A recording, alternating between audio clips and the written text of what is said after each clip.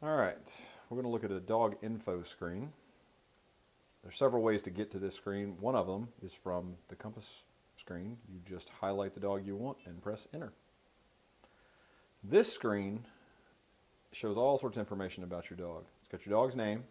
It's got the dog's state or status, which would be this dog is currently treed, the distance from you, the distance traveled, the average speed, update rate of the collar, ID number of the collar, battery life of the collar, communication level between the collar and the handheld, and then communication level between the collar and the GPS satellites.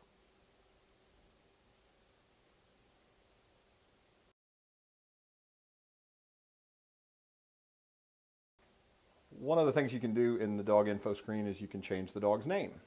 Highlight the dog's name, press enter, and now we're going to change this dog's name. One of my favorite pointing dogs is Click. And then you got to center it, and done. Now my dog's name is Click. If you have the same number of collars that you have dogs, then put the dog's individual name. If you have 2 collars and 4 dogs, then I like to name my collars based on the color of the collar strap. So you'll see my setup is occasionally orange and blue, or orange, blue, and red. And that way I always know I don't have to switch and go, hey, which dog is this?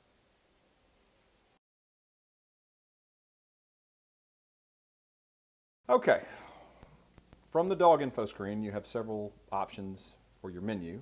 Press your menu button.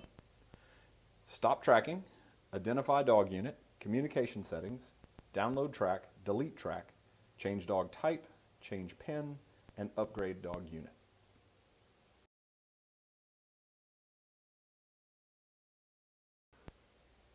First on the menu here is stop tracking. Press enter, and what this does is it stops tracking that individual dog. If you have 3 collars and you're running all 3 dogs, and then you put one of them up and now you're going to run only 2 of the dogs, you don't want to continue tracking that collar, so that's the way to cut off an individual collar but continue to track the others.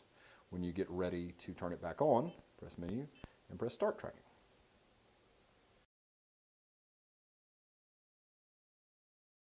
Next menu selection is identify dog unit. Highlight it and press enter. Connects with the dog unit. This shows you the current software version of your collar.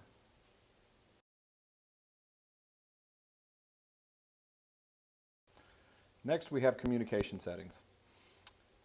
The Astro 320 has 50 different channels that it works off of.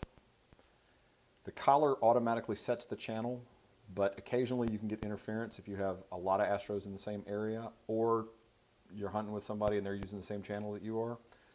This gives you the option of selecting a new channel. So we're going to move this one to number 8. You also have the update rate. This is how often the collar communicates with the handheld. The choices are 5 seconds, 10 seconds, 30 seconds, and 2 minutes. The advantage of a faster update rate is more information about where the dog is. The downside of a faster update rate is battery life. You can get substantially more battery life by stretching out your update rate. As a general rule, I don't recommend it. Most folks are better off in a 5-second update. So now our dog is a pointing dog. His ID is 8. His update rate is 5 seconds.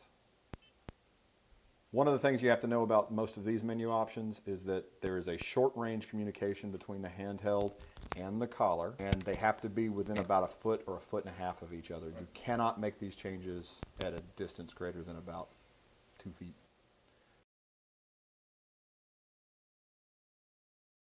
A couple advanced options are in the downloading tracks. We'll talk about that in a different setup. Same thing with deleting a track. This does allow you to delete an individual dog's track.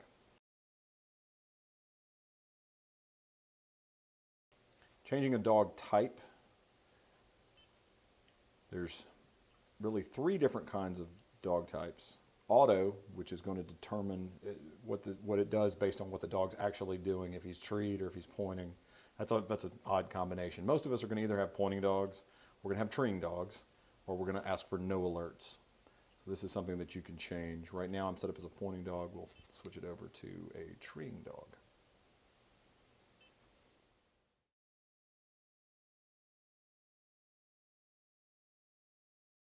The DC40s have an option which is a personal identification number for the collar. What this allows you to do is set a 4-digit code for your collar.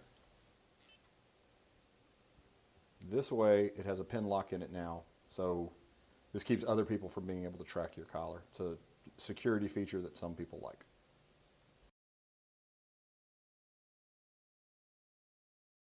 Last option here is upgrade dog unit. This is a software upgrade. The way you do upgrades in the 320 is that you download information from the Garmin internet site to your handheld, and then you transfer the information from the handheld to the collar unit. We'll do a little more advanced video on that later. And that covers all your menu choices.